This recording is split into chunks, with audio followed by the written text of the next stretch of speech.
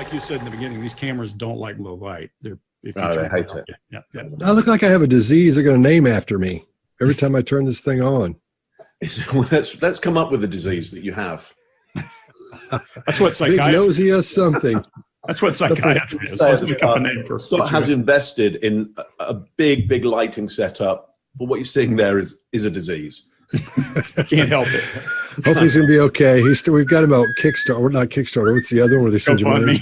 I got a GoFundMe page, a lighting GoFundMe page. We're doing stem cell therapy on him and see if we can get that nose smaller. Yeah. It's amazing what people will give you money for. You might get it. All right, you guys ready? Yeah, I think so. Here we go. I'm Scott Rouse. I'm a body language expert and analyst, and I train law enforcement and the military in interrogation of body language. I created the course Body Language Tactics with Greg Hartley. Mark? I'm Mark Bowden. I'm an expert in human behavior and body language, and I help people all over the world to stand out, win trust, gain credibility every time they speak, including some of the leaders of the G7. Greg. I'm Greg Hartley. I'm a former Army interrogator, interrogation instructor, resistance to interrogation instructor. I've written a few books on body language and behavior. Also did this thing with Scott called bodylanguagetactics.com, and I spend most of my time on Wall Street and in corporate America today.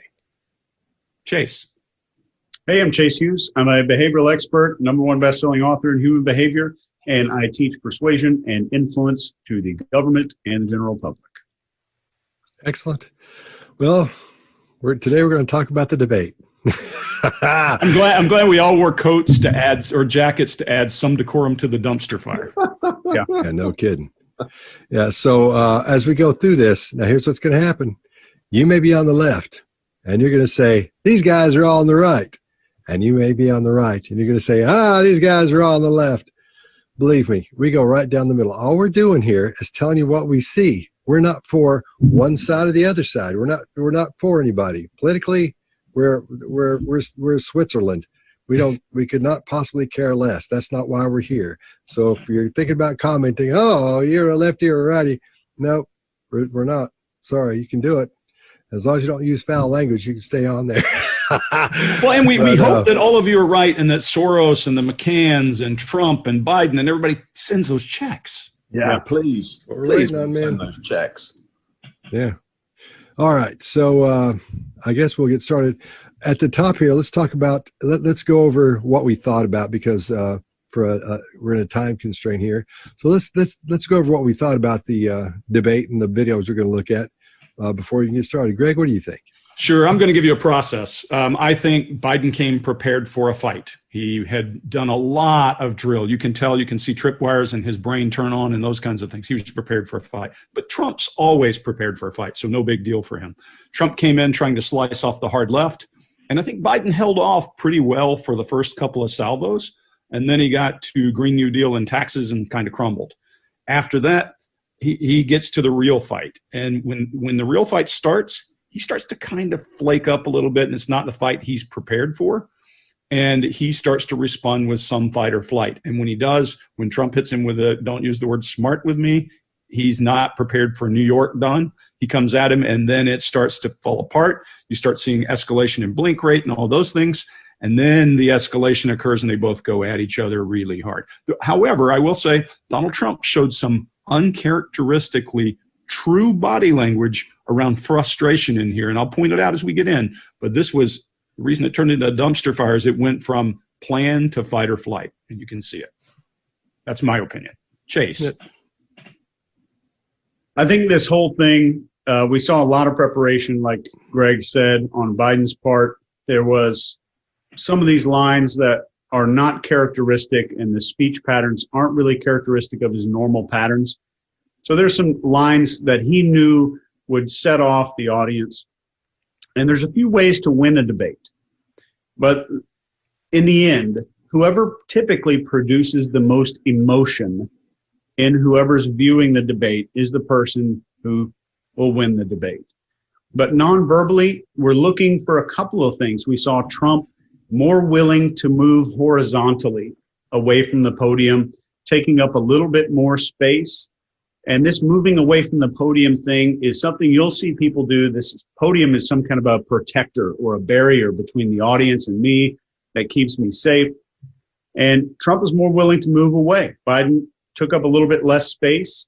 And we saw Biden, when he's on message throughout the entire debate, we saw those smooth, symmetrical hand gestures. And if he's using one hand on message, the hand would move in time with the words he was saying, or an illustrator, as Greg would call it, or a lot of people would call it. And we saw eye contact with the moderator and audience a lot more in Joe Biden. Trump made eye contact downward.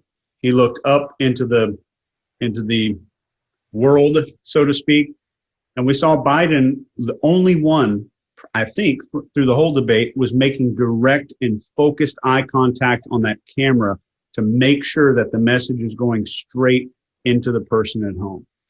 So there's a lot of ways to win the debate. I think that Biden came best prepared to create emotion in the person watching it. And I think those statements were crafted to do just that. Mark, what do you got?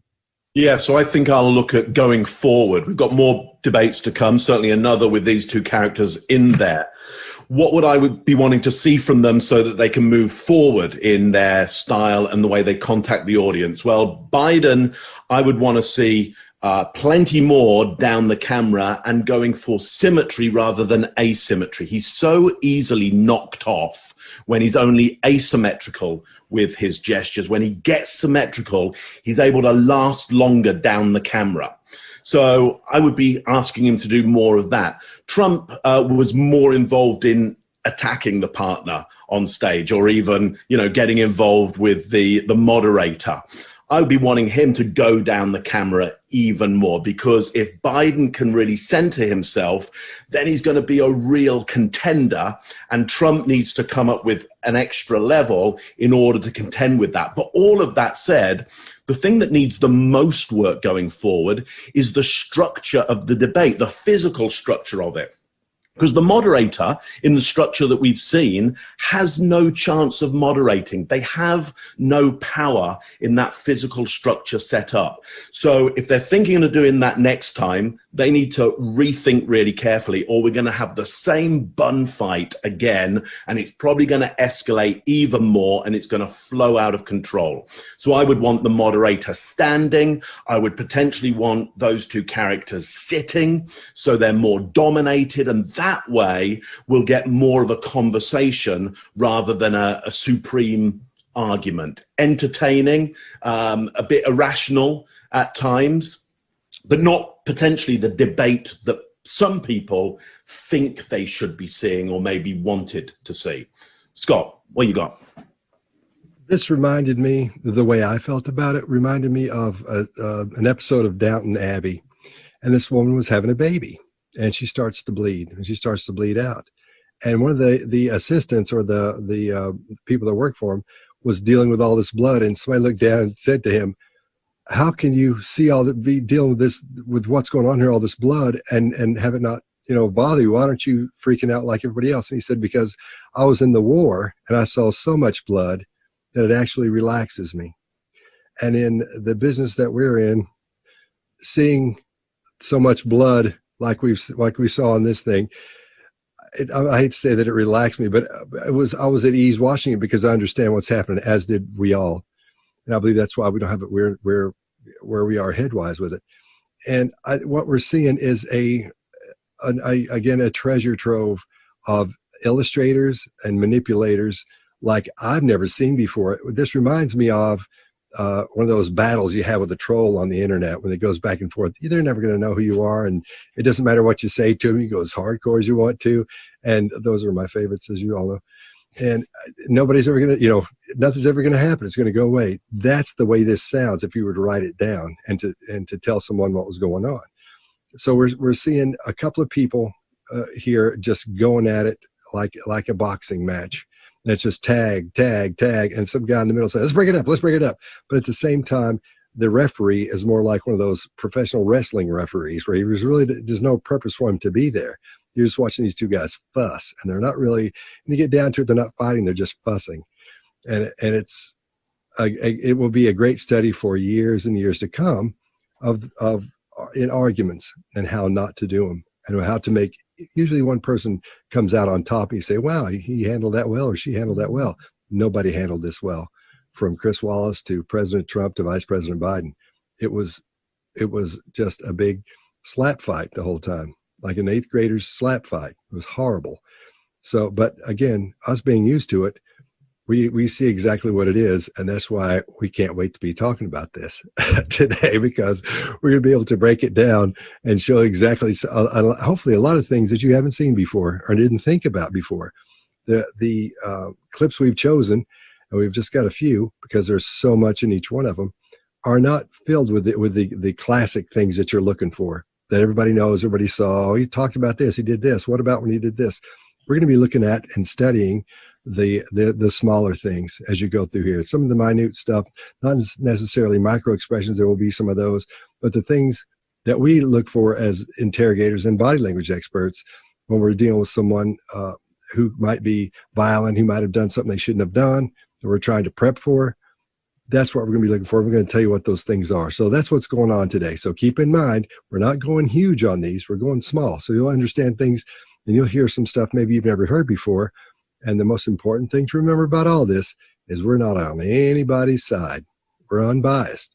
We're not on the left. We're on the right. You may think we're on one side or the other, but I'm sure you would be shocked as well as impressed with the sides that each of us are on, lie on if we were to go one way or the other. So having said that, let's move forward and look at our first video. Can I have one Greg? point, guys? We usually look at, in debates, you look at the left, the left partner, the right partner. So you look at Biden and Trump, but there's also a third party here. We're going to look at Wallace as well, because there's some pieces of him that are really interesting to see. Fair? Right. And what we'll also do is, which I should add, is we're not going to do Trump and Biden together. I'm not, when it comes to my turn, I'm going to go, oh yeah, here's what Trump did and here's what Biden did. We're going to take a run through of Trump, and then we're going to take a run through of Biden for each of the videos we do. And last time, and then Wallace. Yeah, Trump, and then Wallace. Right. So the last time we did this, Vice President Biden won the toss. So this time it's Trump's turn to go first. Okay. All right. You guys ready? Yeah. Perfect. Let's go.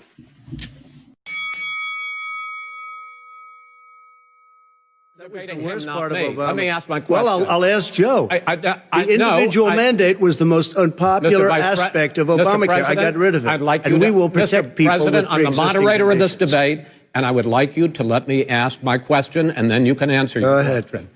You, in the course of these 4 years, have never come up with a comprehensive plan to replace Obamacare, and just this last Thursday, you signed a largely symbolic executive order to protect people with pre-existing conditions 5 days before this debate. So my question, sir, is what is the Trump health care plan? Right. Well, first of all, I guess I'm debating you, not him, but that's okay. I'm not surprised. Let me just tell you something, that there's nothing symbolic. I'm cutting drug prices. I'm going with favored nations, which no president has the courage to do because you're going against big pharma. Drug prices will be coming down 80 or 90%. You could have done it during your 47-year period in government, but you didn't do it. Nobody's done it. So we're cutting health care. All of the things that we've done, insulin, I give you an example, insulin, it was destroying families, destroying people. The cost, I'm getting it for so cheap. It's like water, you want to know the truth. So cheap. Take a look at all of the drugs what we're doing, prescription drug prices. We're going to allow our governors now to go to other countries to buy drugs because they pay just a tiny fraction. As I say, this is open discussion. No, let me ask you about, this is big stuff. Sir, you'll be happy. I'm about to pick up on one of your points. All right, Mark, you want to go first? Yeah, sure. So actually, as I'm first, let's talk about how he shows up and his dress, the nonverbal of what he's wearing. He's a big lad. He's got a big body mass, and he makes it even bigger with some shoulder pads there. And his arm comes right out from the shoulder pads. So he's filling what is quite a big suit there. So he's got that big upper body strength. And that is a big indicator of dominance. I'll leave out ideas of the idea of alpha, because it's unsure whether that is actually a thing. The idea of the alpha male comes from a study around wolves that were in captivity, and then that was transferred to, you know, human beings who are not in captivity. So, but we do understand dominance. If something has big upper body strength, if it pushes us to the ground, we're done for. So seeing those big shoulders is a big dominant gesture. Super conservative tie. There's nothing more conservative than the blue and red stripe. That's a classic of conservatism. Big lapel flag there. Also, it's a vital flag, i.e. it's blowing in the breeze. There's some movement in it as well. And I want you to notice the contrasting cuffs as well. The reason they've got their cuffs and Trump has got his cuffs pulled out is it's easier to see the hands. It's easier against a dark suit and a dark background when you got white cuffs to see the gestures and they grab attention. So, and no pocket square at all. There's nothing flamboyant about his dress at all. Super conservative. Okay. So what happens for me in this? What's important for me is the nonverbal structure, the structure of this. It's meant to be a debate. Debates are never really debates. They don't follow debate structure. But he does say, oh, well, I guess I'm debating him now, i.e. the moderator. So he sounds out immediately, I'm going to break the perceived structure of the thing that I'm in right now. Now, this is classic Trump branding.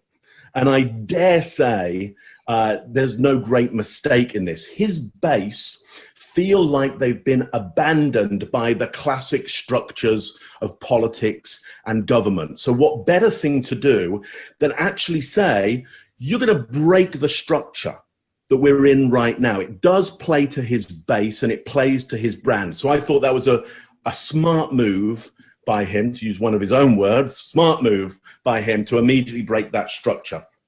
The last thing I want to point out around this is some of his wording. The use of a simile here. Insulin, the cost, destroys families. I'm going to get it so cheap, it's like water. Now, we might think that Trump doesn't choose his words. He's not a smart guy, you know, depending on, you know, your bias. This is super clever. So water is the most essential thing. Maybe air is a little more essential because you'll die in minutes without air. You'll die in days without water. Food, you can go a long, long time without food. So potentially the second most important thing to us as humans. He likens it to water and notice the stress that he puts on that word water. That's really smart, because he's offering the public something which is essential to them. And our idea that water is so essential, it kind of should be free. It should be free to all. And the idea of water and freedom go together. So that's my take on this. Trump, always smarter and cleverer than many would hope he is, I would suggest. Greg, what do you got? Sure. Yeah, this one's full of a lot of information. I'm going to start this by saying this show is a tale of two priests. Watch their body language. Trump looks like an Orthodox priest with his hand movement, and Biden looks like an evangelical with his hand movement. Really interesting to watch. When they're on message, they're the priest, and they're the holy warriors. And you'll see it a couple of times in here. He starts by saying, I'll ask Joe, and he raises his forehead. And he uses his left hand, typically for him, I think of that as negative, to point to Joe. Now, you could say, well, Joe's over there. But if he were positive about Joe, he may go this way. So I think there's some negative in there, even using the priestly hands. His hands never, Mark, I thought of you every time I saw this, his hands never cross his center. They're just not doing that. It's clear that he's had coaching along the way. And I'm not talking about today. His coaching goes way back, and you can see it. He braces on the podium with his jaw set, prepared for conflict. And you can see this is the beginning of the frustration that he will show throughout this debate with a perceived, whether it's real or not, it doesn't matter whether something's real or not, it matters how you perceive it, that he's being unjustly treated by the moderator. You can see that. There's later places where it gets more pronounced.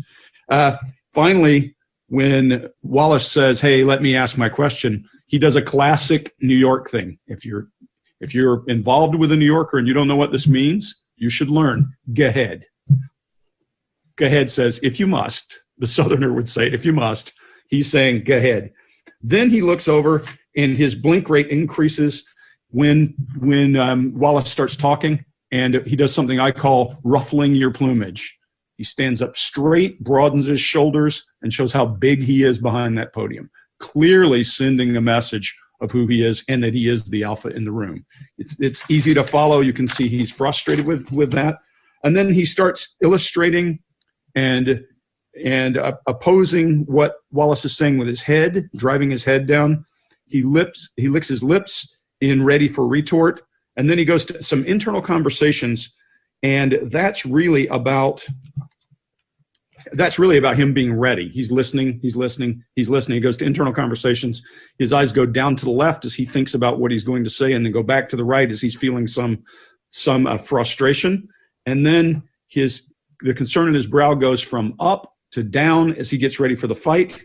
His arms come away from his body in the attack on a negative toward Joe, and then the volume's up, and he goes at him. You could have done that in 47 years. That's the attack. His brow drops again. He's starting, and this is when you start seeing Biden's blink rate. Well, I'll leave that.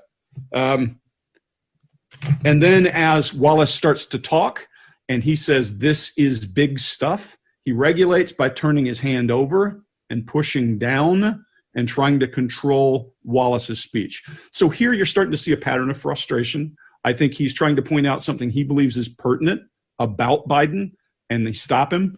And whether it's because he is doing something they don't believe is right in the debate structure or not, he feels frustrated with Wallace. He feels like Wallace is part of it. And I'll also say that in the process of this, both of these guys show some frustration with Wallace's kind of questioning style. So you'll see it in the other guy as well. Okay. Scott. All right.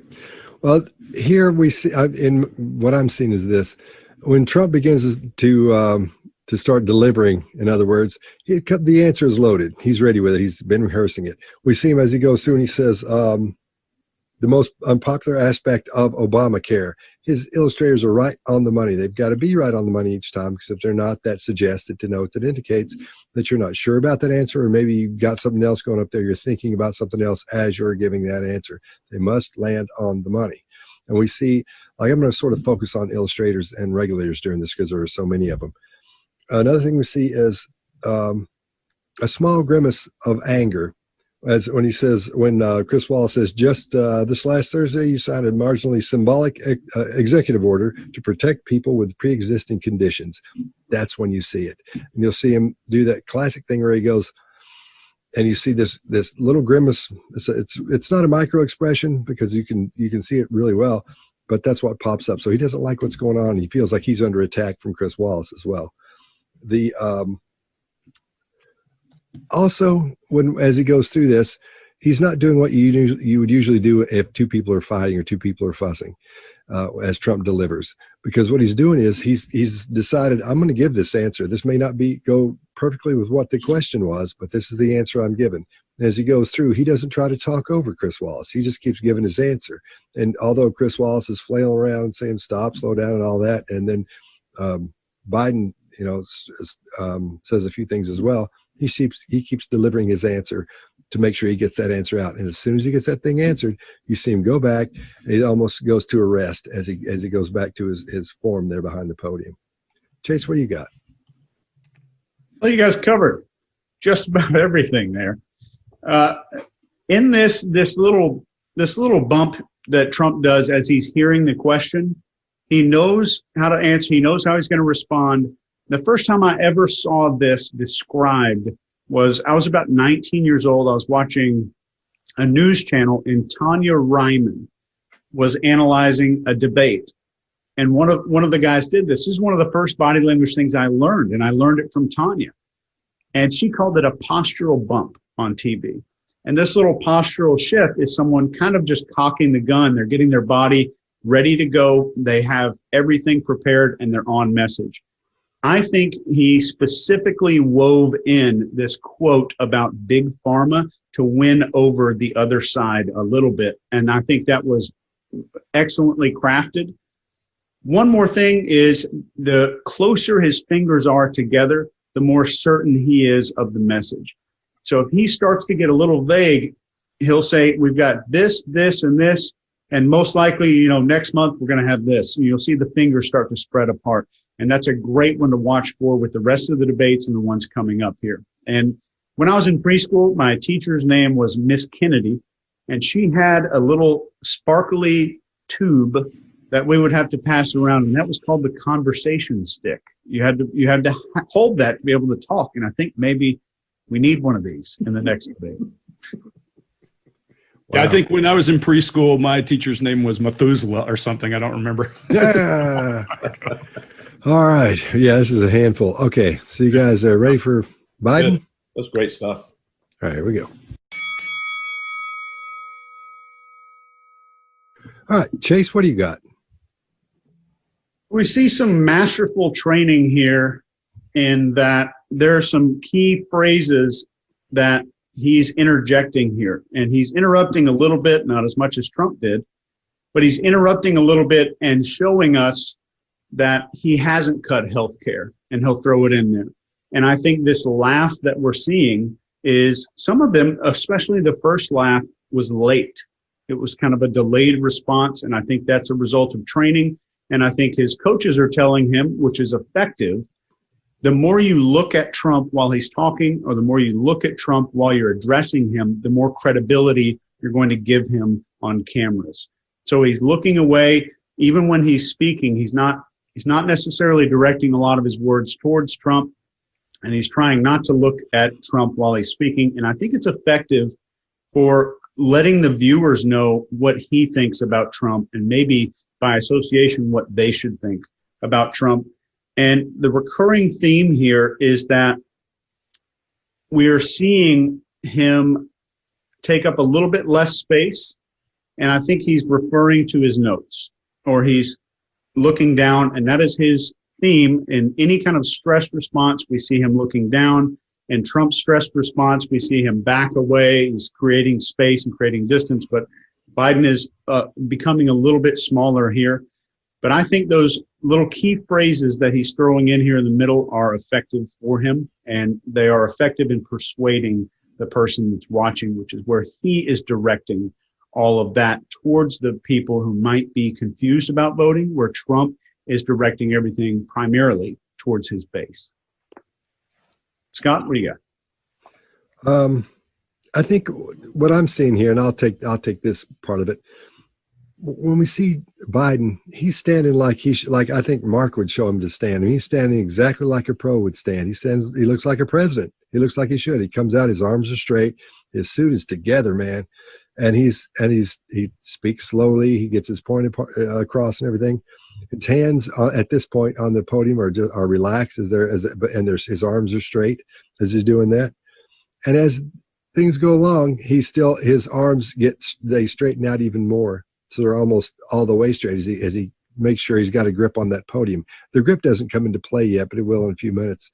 So that's what we're seeing there. Whereas as he looks at Trump, the more Trump goes on, the less and less he looks like he should look. His suit starts to get a little wrinkled looking. He straightens up and it fixes some, but he doesn't have that overall look that he should have if you're coming on like a president. He's not still. He's not playing the alpha role in this. His alpha role again is coming from the fussing part, trying to win the fight, or fuss. I'm going to keep calling it fuss. So in my case, that's what I'm seeing. Greg, what do you got? Yeah, this is an interesting one. So the couple of things to notice when Trump is talking is he is thinking. Mammals, for some reason, seem to do this when we're thinking, when we're figuring things out. I train horses. Horses, when they get a concept, they go. It's really easy to know when they're thinking. Humans do the same thing. When you're a child and you're coloring, you have your tongue out of your mouth and your parents have to say, hey, stop doing that. That's human nature. We work our mouth when we're thinking. Pay attention to people doing it. Some people talk when they're thinking and mumble, but you can see he's working something over. And he's also having an internal conversation of some sort, and he's quietly amused while Wallace is in his accusatory style asking a question. Now, here's an interesting thing. This is how conspiracy theories kind of get brought up, is people start looking for indicators. At one point, he quickly cuts his eyes to the left immediately. For me, that's an auditory accessing cue where somebody says something to you and your eyes go to the left. He's also kind of slack-jawed when he's sitting there. And people have conjectured he's wearing a wire and he's listening to someone. Is that possible? Sure, it's possible. But usually what happens is people are looking for some reason to solve a problem. Yeah. So remember, conspiracy theories start when people don't have enough information and they immediately fill in negative information. And the quicker you go to negative, the harder it is to go back and clean that information up. We talked about this in our bias segment. So if a person sees a slack jaw, eyes suddenly cut to the left, and a guy suddenly come up with a concept, that sounds like somebody just told him that. So you can start to figure that out. But now I'll also tell you the other one to remember is that when he's walking through this, that thinking and all of that could have brought back some of his coaching. As a SERE instructor, we teach people under high duress, knowing that when they get to a point that they're hitting high duress, it will come back. That memory comes back. Chase, guarantee you, something you were taught, if I grabbed your clothes and snatched you around a little bit, you'd remember it very quickly, just because that's how we taught it. Anyway, his eyes cut hard to the left. He suddenly engages and he stands straight. When he says, I'm debating you as well or not him, you see that amusement. He kind of does that little chuckle. And then his face breaks away from his standard big broad smile into one where he's kind of got a pursed lips and disagreeing with the comment. And then he starts mouth grooming and his eye blink rate increases the minute that Trump attacks him. So you can start to see that he's disapproving. He does a lot of that chuckling and big, broad, shiny teeth smile. That's a stress move for him. That is a deflection move. He uses it all the time. So it's standard Joe. I think here he's starting to get under his skin, and you'll see other places in the debate, he'll back off and he'll make his arms rigid, to your point, Scott. So he's remembering to stand back. That's what I saw. I see a lot of possible confusion in, whether somebody's talking to him or whether it's something he's recalling, but you can see a tremendous amount of information. And Mark, we'll let you bring this home and wrap this one up. Yeah, so let's just talk about, first of all, how Joe shows up. So, Scott, you're right. Beautiful, beautiful suit, nice tailoring.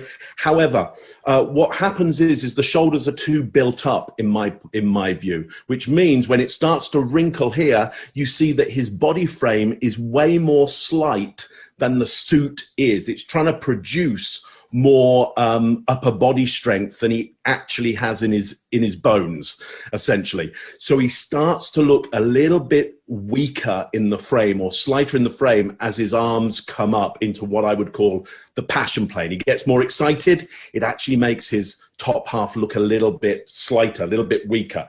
Great cuff contrast. That's really good. We can see his gestures.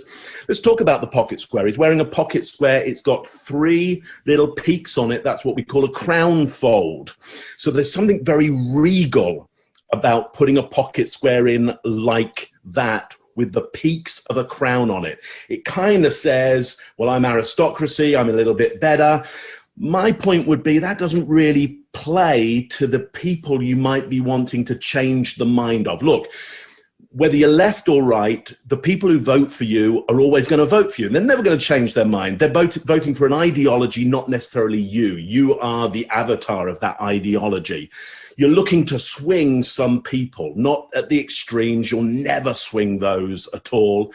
But some people are kind of, yeah, I could make a different choice.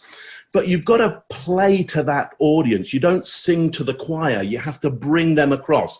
I don't think his pocket square is going to do a great job of bringing those people across in the way it is.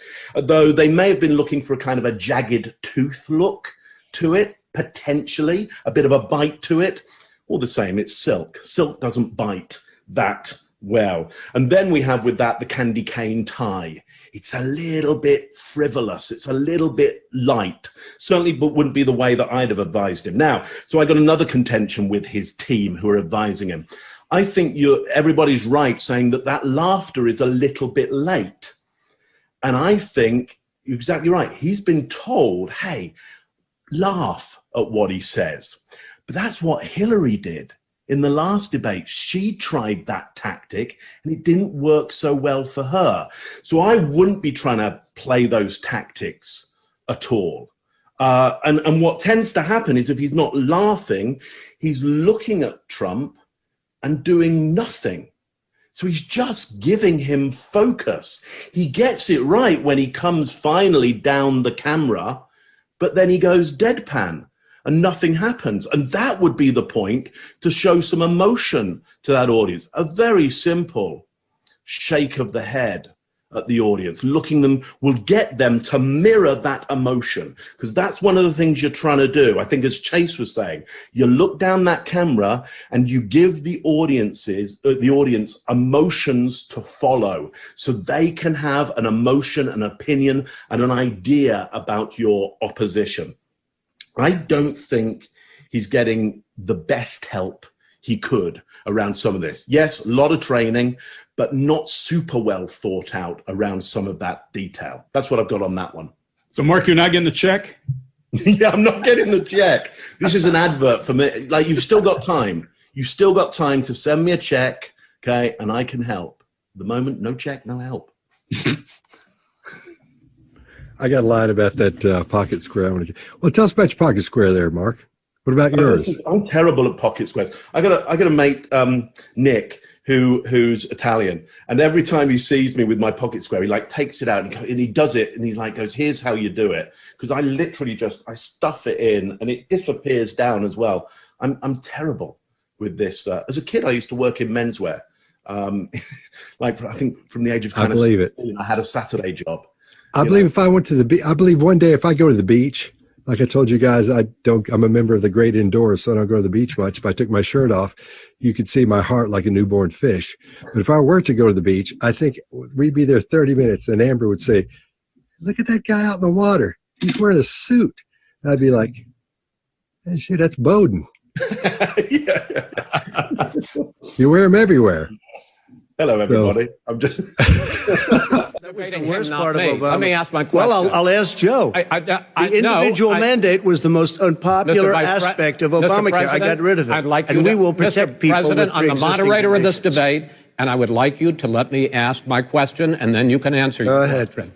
You, in the course of these 4 years, have never come up with a comprehensive plan to replace Obamacare, and just this last Thursday, you signed a largely symbolic executive order to protect people with pre-existing conditions 5 days before this debate. So my question, sir, is what is the Trump health care plan? Fine. Well, first of all, I guess I'm debating you, not him, but that's okay. I'm not surprised. Let me just tell you something, that there's nothing symbolic. I'm cutting drug prices. I'm going with favored nations, which no president has the courage to do because you're going against big pharma. Drug prices will be coming down 80 or 90%. You could have done it during your 47-year period in government, but you didn't do it. Nobody's done it. So we're cutting health care. All of the things that we've done, insulin. I give you an example. Insulin. It was destroying families, destroying people. The cost, I'm getting it for so cheap. It's like water. You want to know the truth. So cheap. Take a look at all of the drugs what we're doing, prescription drug prices. We're going to allow our governors now to go to other countries to buy drugs because they pay just a tiny fraction. As I say, this is open discussion. No, let me ask you about, this is big stuff. Sir, you'll be happy. I'm about to pick up on one of your points. Okay, here we go. Shit, fellas. That's okay. We're good. We're good. I ride the seat of my pants. Here we go. I did that. One of those you sent me. It was like last second. I didn't even get to see. Oh, man. You know what's going to happen is all the comments will be, "Yeah, Scott nailed it." Like, he had. Yeah, but you wait and see. I'll get somebody else say something. That one got about chewing gum. It's just way up. I didn't realize I was chewing gum till halfway there. I was like, "Oh," and you can see, and then I lean over and spit it out on the me under a floor. pseudonym. Man, oh, probably. That's right. It's probably you. All right.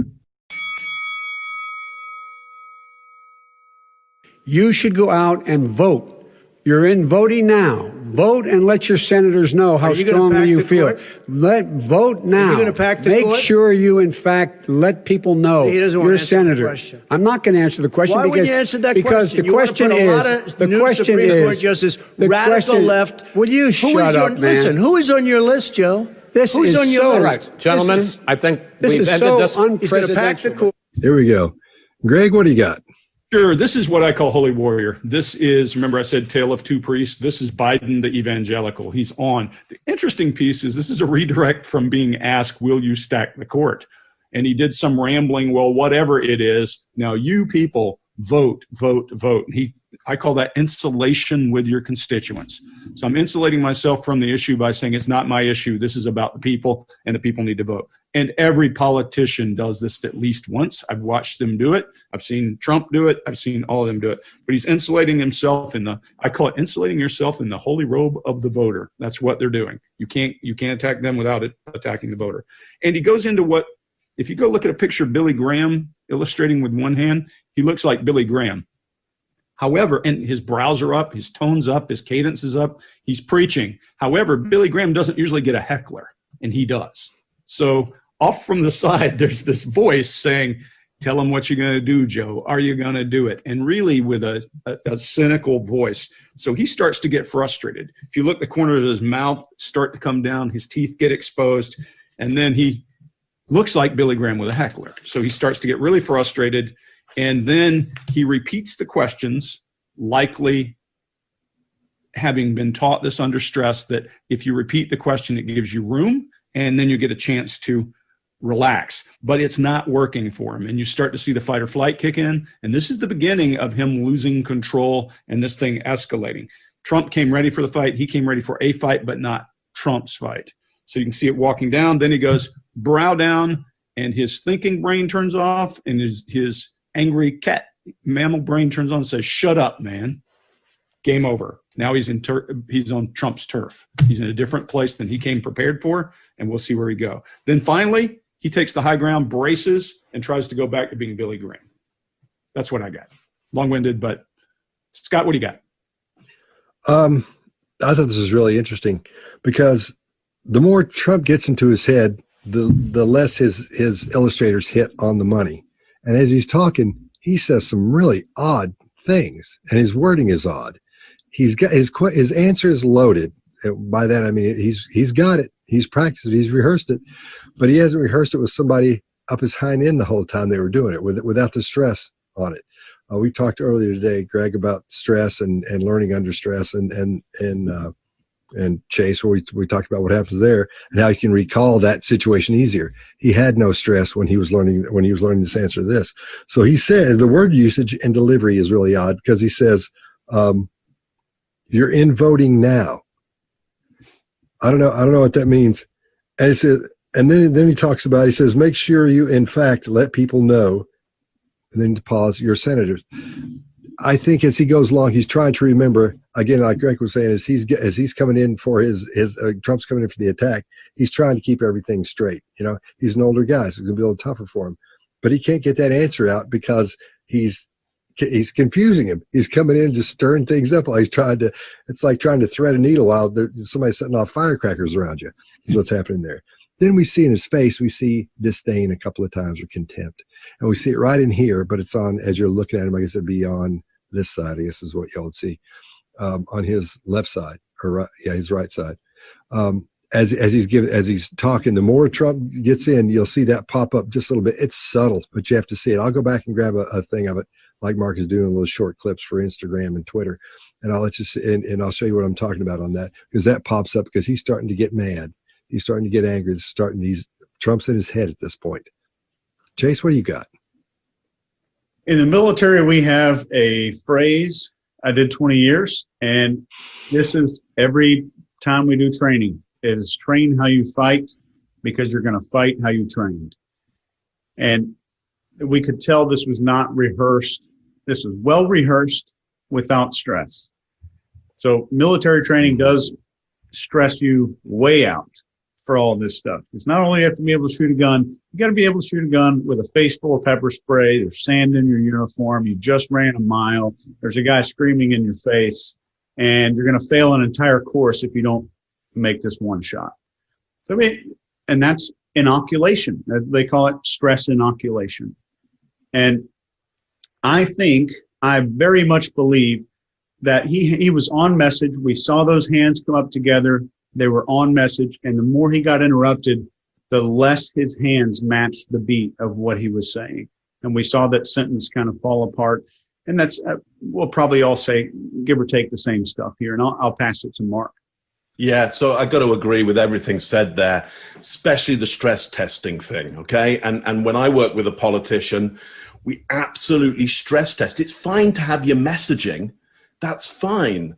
But what I'll do is I will interview them to find out what is the thing I can say about them that will most trigger them. And as they're delivering messages, I'm right up in their ear and I'm whispering that trigger into their ear.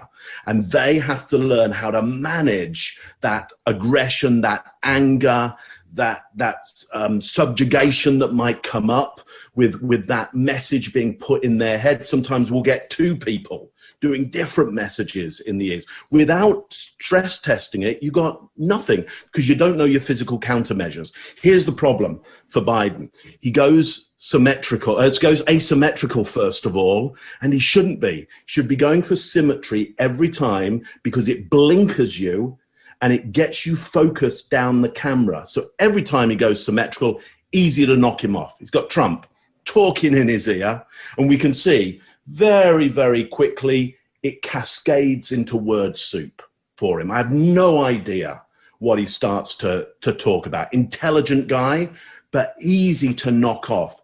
And he hasn't been taught the countermeasure of come back to symmetry. It's no good thinking, well, I can psychologically block it out or pivot to another message. You have to create the body first, which is going to trigger the mind into being stable. So not great help and training there. And then what happens is he does word soup. He gets pulled back into Trump as well. So he's totally off balance. He becomes defeated. He becomes angry. And then he kind of decries the unfairness of it all and looks to the moderator for help and essentially judgment. You know, this is not very presidential, looking for judgment. I would say it's a complete cascade disaster there for Biden. Excellent. Okay. We good? Yeah.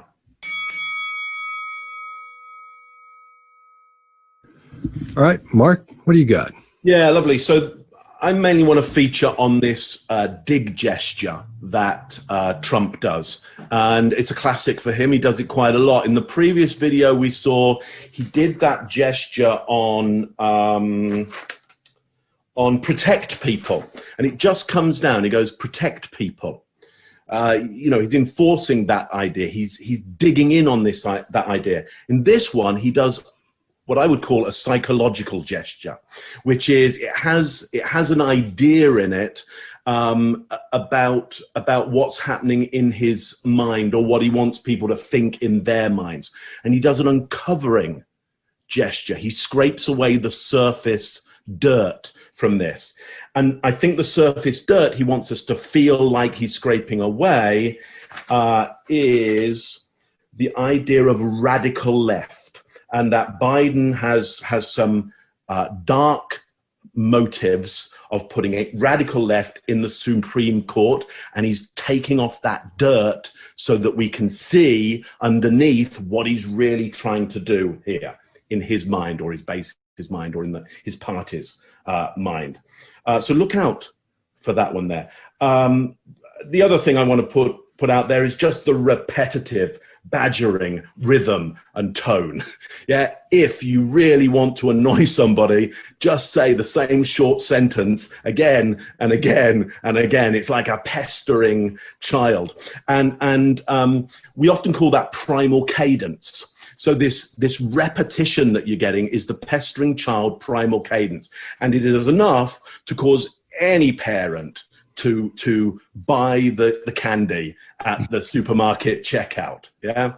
Other primal cadences are things like, mommy. Again, it will have that kind of, and you'll see that police alarms or alarms have that primal cadence because it's super annoying. So again, no wonder Biden gets knocked off because Trump is using this primal rhythm in order to disrupt his instinct, to grab his instinct, so that any training which is intellectual isn't going to work against primal cadence. You need a primal training, which tends to be just non-verbal behaviors that you do on purpose in order to countermeasure a primal trigger. There, that's what I got for you. Yeah, Mark, it's a little different. We're all Southern boys. That primal cadence in the grocery store gets you something else usually. Yeah.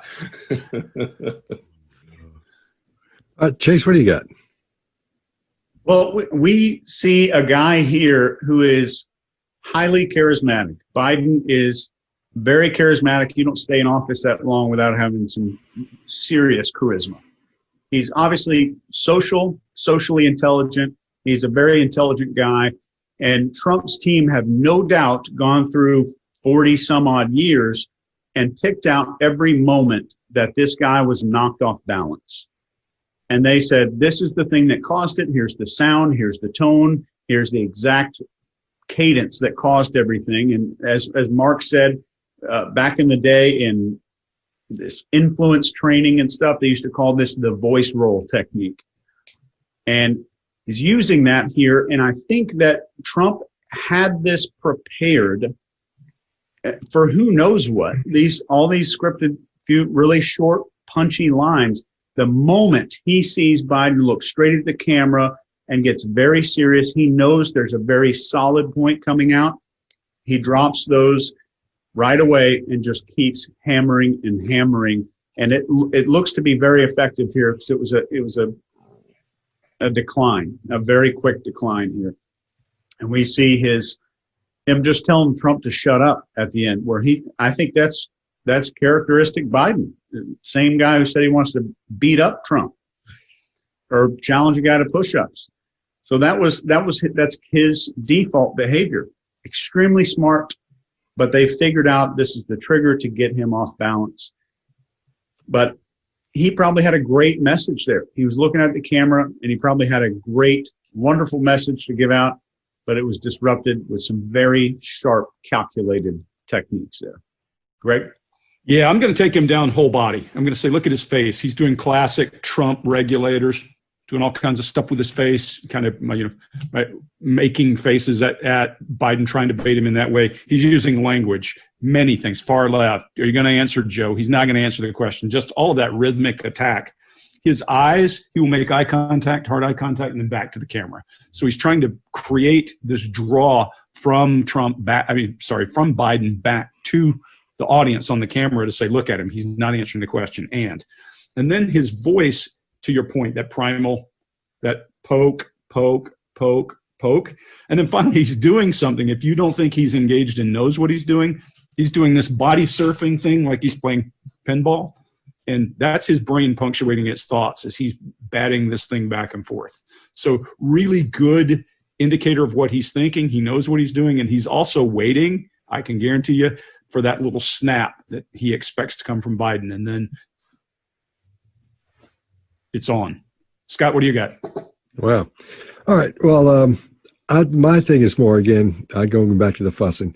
When you see, as Trump begins lobbing his volleys of, his fussing over there, he's leaned back. He's got his arm this way, almost like he's looking at him and hey, man, here's the way it actually works. It's like he's dismissing him. It's very dismissive.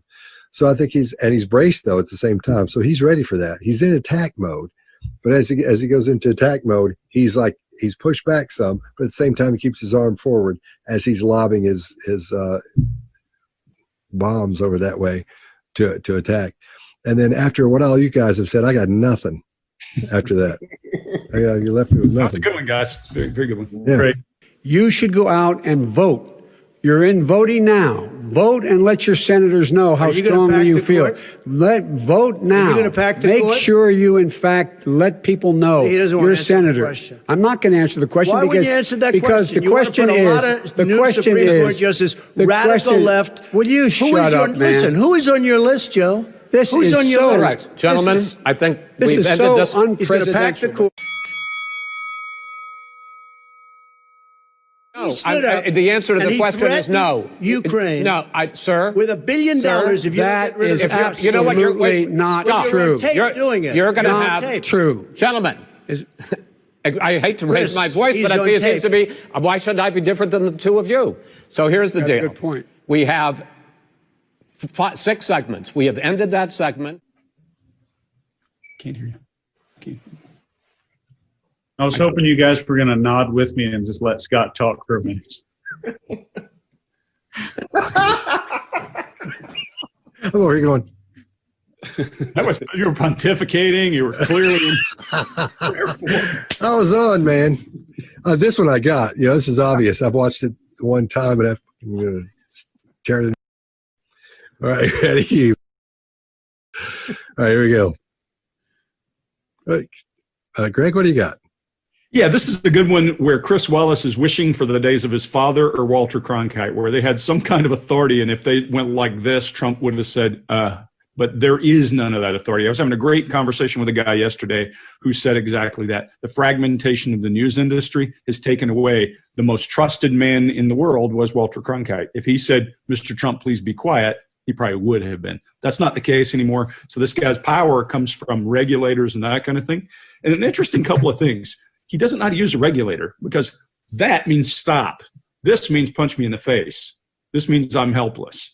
And Mark, I would venture to say, I'll use one of your concepts for a minute. If his elbows weren't on the table, his hands would be in grotesque. Yeah. He just doesn't know how to control the conversation. And he's been a little snarky in his questioning of both these guys. And so they're coming back at him. At the end, his blink rate is through the roof. And that's where I say, and I'll leave it at that. I won't steal everybody else's thunder, but I think he's wishing for the days of Walter Cronkite at this point. Chase, what do you got? I'll just pick up on that one thing Greg talked about here. I call this the stop gesture. And if you're ever trying to convince someone not to do something or convince someone to stop doing something, your hands will extend. Or at least one hand will extend, even if it's down at your side or in your pocket or in your purse. Our hands do this. I've analyzed a video before where it was an ATM machine video, but somebody's leaning in, talking to somebody, and they thought this person might be an accomplice. But the whole time, their hands are doing this. Their hands are extending down at their sides. And I said, this person's trying to talk them out of this. This person's trying to stop them. So Chris is doing this, but he also has that surrender. We tend to expose our palms when we want to appear vulnerable or innocent, especially when we're saying, I didn't eat the candy or I didn't take the cookies. Chris does this here, and he's losing control of both of these guys. And frankly, neither one of their behavior is presidential, as Joe Biden commented earlier. I'll pass it over to you, Scott. All right. So here's what I got. We're seeing this is an explosion of a combination of regulators and illustrators. We're seeing not only are we seeing the illustrators come out as he's trying to as Chris Wallace is talking, we see him illustrating for everybody to shut up. This is like children. This is like a literally a playground fuss. Trump looks like he feels like he's getting in trouble. And Joe's so upset because he's the kid who doesn't know how to fight very well. So that's what we're seeing there. The fight or flight on Chris Wallace comes out, and Greg had said last night on TV, like you can even see part of his hand shaking as he's doing this. His face looks normal. He's doing a great job of keeping it in control. Plus, he's on TV and so debates, and it's a big deal. But I think he's flipped over into fight or flight, so he's getting a little bit worked up. One of the things that I found really interesting, a lot of people say, well, this guy's he's for Biden or he's for Trump. One thing I found fascinating was the last thing he says, or one of the last things he says during that explosion of the illustrators and regulators. He says, here's the deal. Who says here's the deal? That's one of Joe's catchphrases. Look, here's the deal. Hey, man, those are the things he says. So he says that, which tells me he may lean on this side of Joe. I could be completely wrong, and I could be thinking of him like we're hoping people don't think about us. But that's what it looks like to me, as he's sort of leaning toward that way. But what are you going to say, Greg? Yeah, I think he's actually come out and said he leans more left than right. Oh, okay. Yeah, and he's candid up front. Yeah. Okay, cool. Well, there you have it. Okay, Mark, what do you got? You just edit me out at the end. Okay, so interesting. So I call regulators, moderators. So it's no surprise that the moderator here could do with some moderators. And he does have some, he is using some of those baton gestures and illustrators as moderators to control the way people are speaking and acting. However, I would say his moderators, his regulators don't have a line of energy coming out. There is no locking of the joints. And if you don't lock the joints, you won't have any power or authority. And so we see at points where he hasn't locked out his joints and he starts doing this gesture as a regulator, and you can see it has no power in it. So, of course, they paid zero attention to him. He's also sat very, very low. So they have height dominance over him. He is slight in that chair. He's a huge distance away from them. There is Greg, you're absolutely right. And Chase is a master around this of the idea of authority. He has zero authority because of culture at the moment and because of how he's placed in that space. Something has to change about the way they're using that space in order for him to have any kind of physical authority and therefore authority over the structure. So flimsy regulators there. And you're right, he's not helped by, he's got a desk there, which means that he's not supporting himself either. He's not ready to go. He's not ready to jump in and split those people apart. So we can't use any of these psychological gestures that you might use to say, look, quieten down, break it up, because those psychological gestures would trigger the physical response you're looking for. One little interesting point here. This gesture here is, yes, absolutely, the surrender gesture. If it was really a stop, you would push forward, you do the push away gesture. So this is the surrender gesture. In Roman oratory, in Roman rhetoric, this was known as the protego gesture, which is actually the gesture that you would put up if you felt somebody was casting an evil spell on you in the Senate. You know, they were cursing you in the Senate. So, and if you go and look at the old books from the 17th century on what they called universal hand gestures, but there wasn't really anything universal about them. They were more kind of signals. This is a universal signal for I've had enough, because it exposes the belly. It goes, okay, I'm vulnerable. My little dog. I always talk about Peach. Peach does this all the time. You go down in the morning, she rolls over, she puts the paws up like this, and she says, you're in charge, and I've given you charge, and therefore what I get back is a belly scratch, you know, and the deal goes in that way. So he goes, you know, here's the deal. Here's the deal on this. Look, yeah, that's all I've got on that. Just very weak performance from him, you know, giving up in the end and saying, please don't cast your evil spirits on me. There are two for him. There are maybe two evil spirits up on stage, and all he can do is put up a barrier of protection around himself. There you go. Excellent. No, the answer to the question is no. Ukraine. No, sir. With $1 billion, if you that get rid is of absolutely you know what, you're not You're on true. tape doing it. You're going to Not have tape. True. Gentlemen. I hate to raise Chris, my voice, he's but on it seems tape. to be, why should I be different than the two of you? So here's the That's a deal. good point. We have 6 segments. We have ended that segment. All right. Does anybody else got anything they want to add to this? Okay. So yeah, Scott, this is not the last one we're going to do. This is just the intro. We tried to get more videos. We have a list of videos we're going to cover. We'll break this up over the next few weeks, assuming that something hotter doesn't come along, which I can't imagine will be hotter than this. Then that's our next steps, is to break this into others. Yeah, lovely. So we hope you've enjoyed this. If you've got little bits that you're thinking, wow, it'd be great to look at that piece, or what does this mean? Then put it in the comments below, and feel free to chat with each other about it. You know, we're trying to help you be experts as well. So make sure you let each other know what you think and what you want to look at, and discuss it with each other and us. Exactly. Now, don't forget, you want to subscribe. Just hit the subscribe button and hit that little bell so it lets you know when you got something coming out. So there you have it. All right. We all good? We're good. Thanks, everybody. Thanks. See you next time.